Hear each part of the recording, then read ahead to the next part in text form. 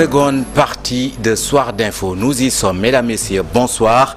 Aujourd'hui, j'ai l'honneur de recevoir sur ce plateau M. Jean-Marie Diouf. Il est le secrétaire général de l'ADPME, l'Agence de développement et d'encadrement des petites et moyennes entreprises. M. Diouf, bonsoir et merci d'être avec nous ce soir. Merci à vous et bonsoir à tous.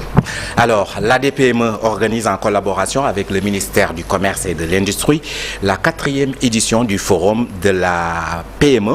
Ce sera du 18 au 20 février. D'abord, pourquoi le forum et quel est l'objectif visé à travers cette organisation?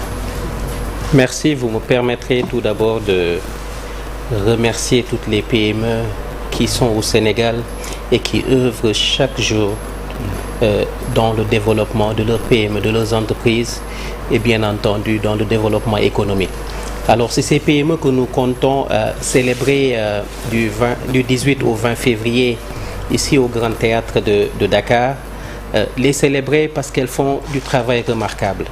Les célébrer parce qu'elles sont aujourd'hui le cœur et le poumon du souhait de croissance de notre pays. Les célébrer parce qu'elles ont besoin d'être encouragées. Et c'est pour cela, sous l'égide bien entendu de notre ministère de l'Industrie et du Commerce, l'ADPME, avec l'ensemble des acteurs de l'écosystème d'encadrement et d'appui aux PME, bien entendu sous la coordination du secrétaire d'État au développement des PMI, organise ce forum. Un forum qui porte sur le thème que vous avez évoqué, PME Innovation, levier de souveraineté.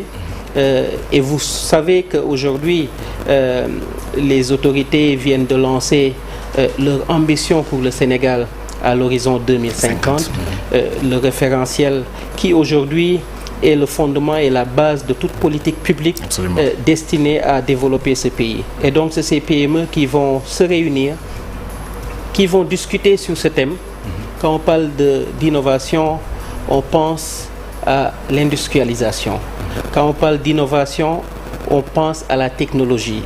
Et quand on parle d'innovation, on parle du besoin et de la nécessité de doter notre tissu économique d'innovation, de le doter de compétences pour arriver à ce souhait de faire du secteur privé le fer de lance du développement de notre pays. Vous parlez d'innovation justement. Quel rôle doivent jouer les PME dans cette volonté de transformer l'économie sénégalaise? Alors, les PME sont l'économie.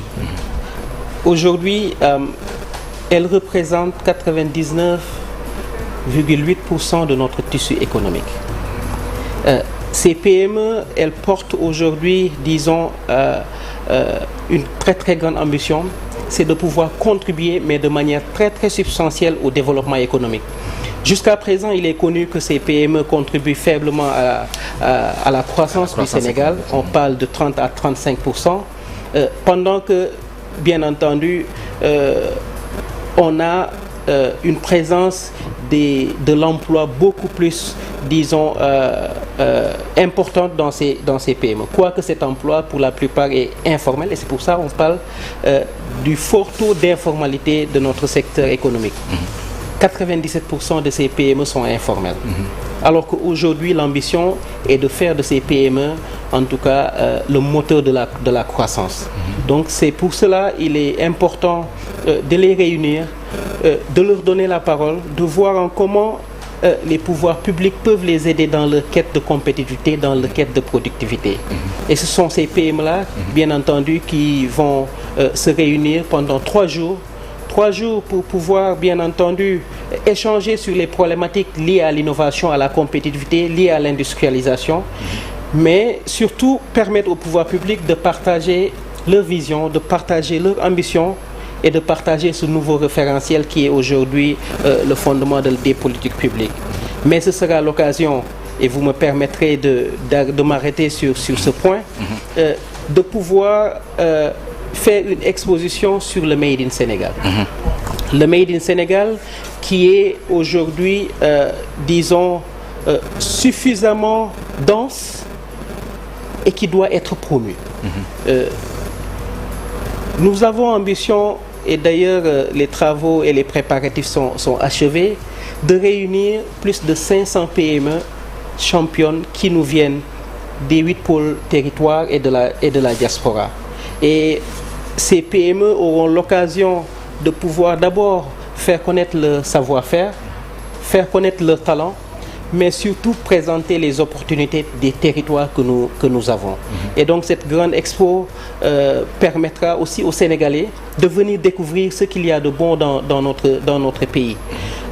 Nous en profiterons et cela, ça nous permet de revenir au thème, d'exposer sur les avancées technologiques qu'il y a au Sénégal, que ce soit lié à la technologie numérique, le digital, mais surtout à toute technologie aujourd'hui de transformation et de valorisation que nous avons dans notre pays. C'est pour ça que cette expo va accueillir aussi ce qu'on appelle une Tech Park, mais surtout un mécanisme de démonstration technologique que la DPME a déployé depuis certaines années et qui tente, disons, de montrer aux Sénégalais quels sont les équipements industriels que nous avons et qui peuvent nous aider à valoriser nos produits de nos territoires.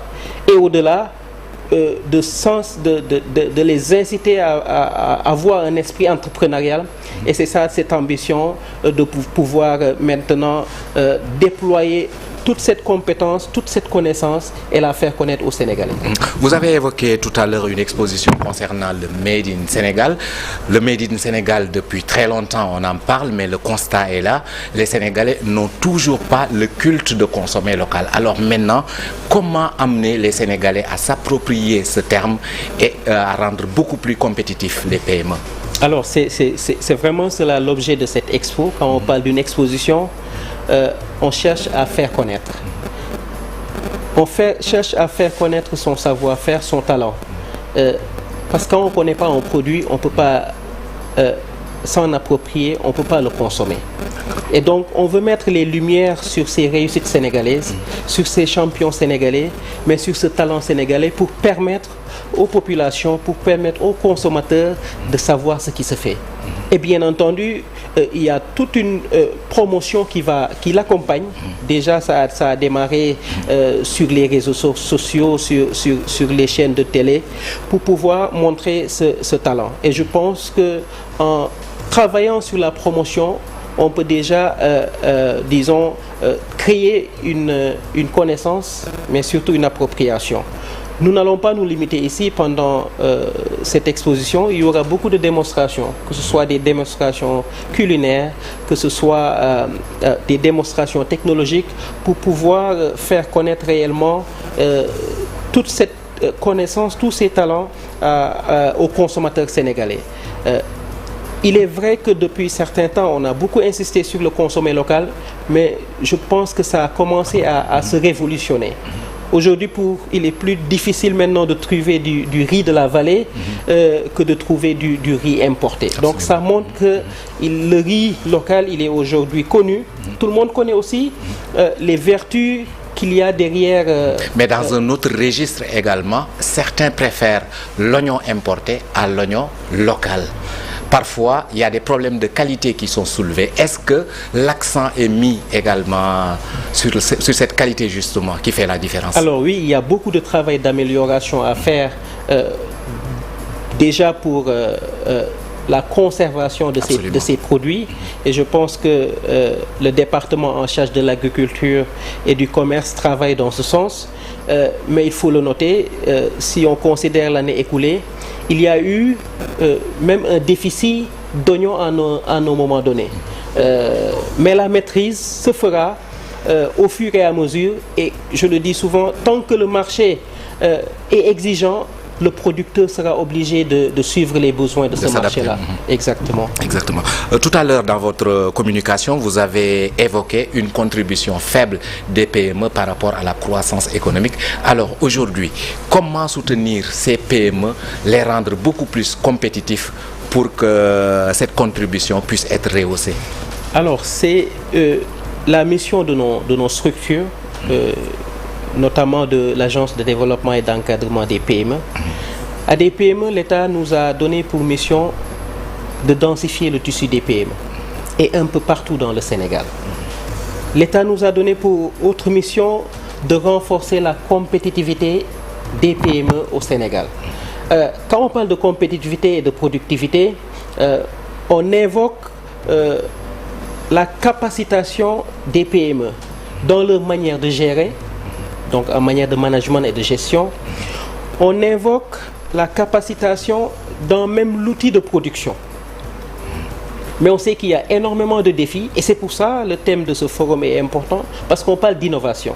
Aujourd'hui, les PME doivent innover pour continuer à rester, disons, viables. Les PME doivent innover leur outil de production pour faire face à la concurrence. Et donc c'est pour cela que nos structures ont été créées et mises aux côtés des PME pour les aider à pouvoir réellement se développer.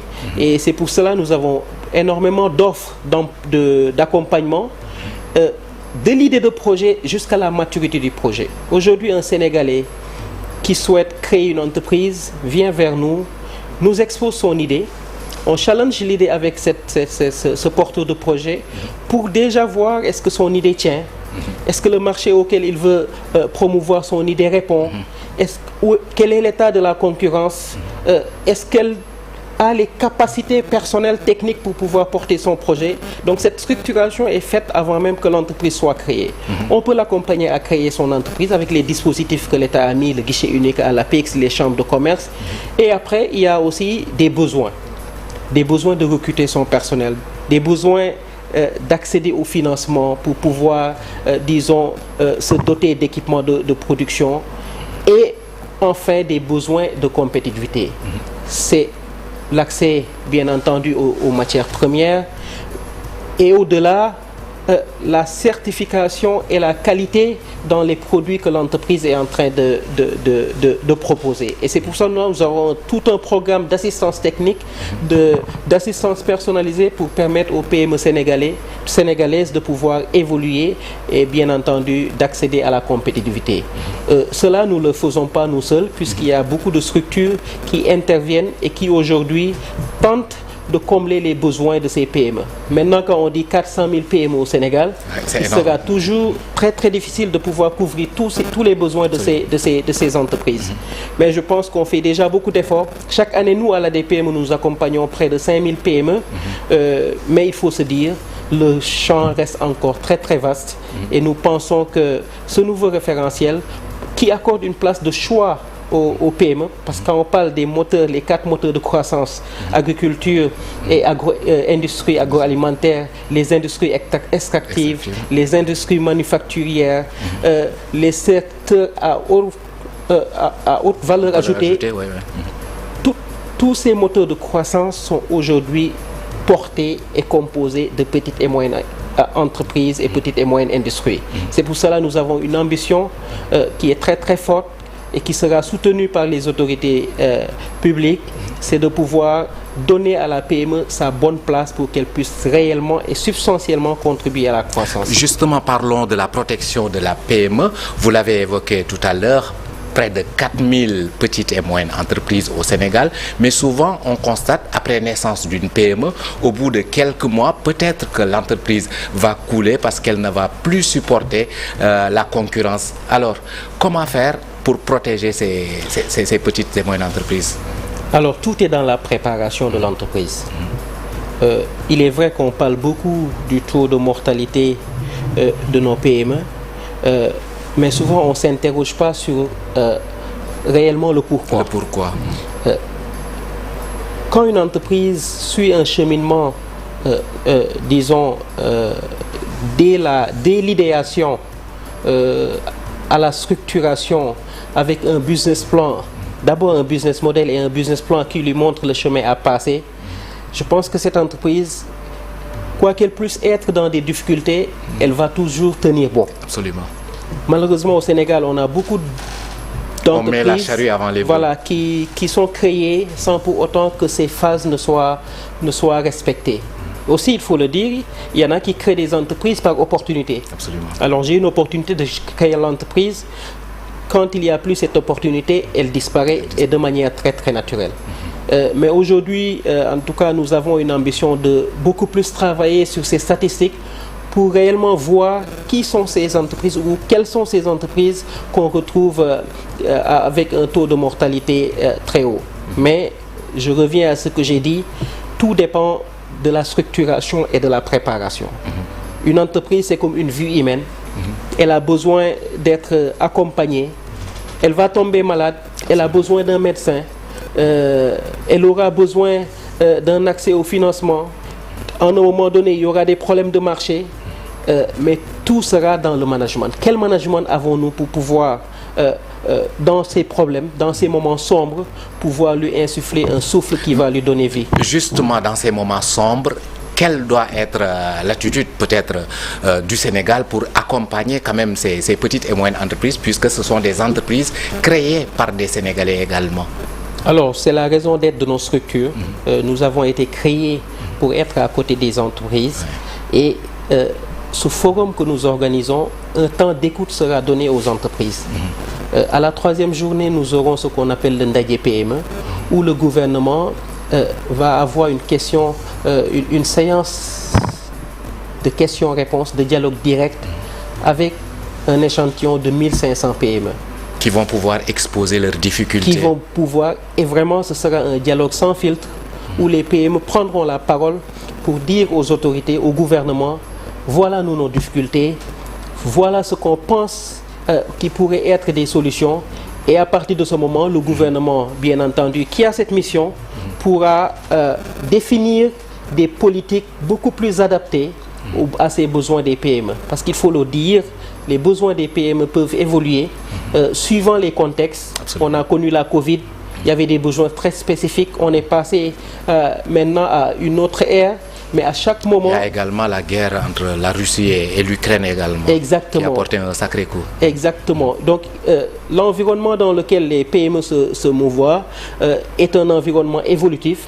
C'est pour ça qu'il faudrait à chaque fois adapter les appuis qui sont apportés à ces PME. Et c'est vraiment pour cela, chaque année, nous organisons le forum de la PME pour pouvoir créer ce cadre de dialogue. Absolument. Pour pouvoir aussi... ensemble définir des solutions à ce que les PME sont en train de vivre comme contraintes, mais surtout mettre les lumières sur ces PME et montrer aux consommateurs, aux Sénégalais et à l'Afrique, puisque dans ce forum nous allons accueillir beaucoup de délégations étrangères. Toutes les agences qui accompagnent les PME de la sous-région de l'UEMOA seront là. Nous aurons d'autres délégations qui nous viennent de la Turquie et de la Guadeloupe. Et donc tous ces acteurs seront là aussi pour voir ce que le Sénégal offre en termes de savoir-faire et de talent. Merci beaucoup Jean-Marie Diouf. Je rappelle que vous êtes le secrétaire général de l'ADPME et l'événement c'est donc la 4e édition du forum de la PME.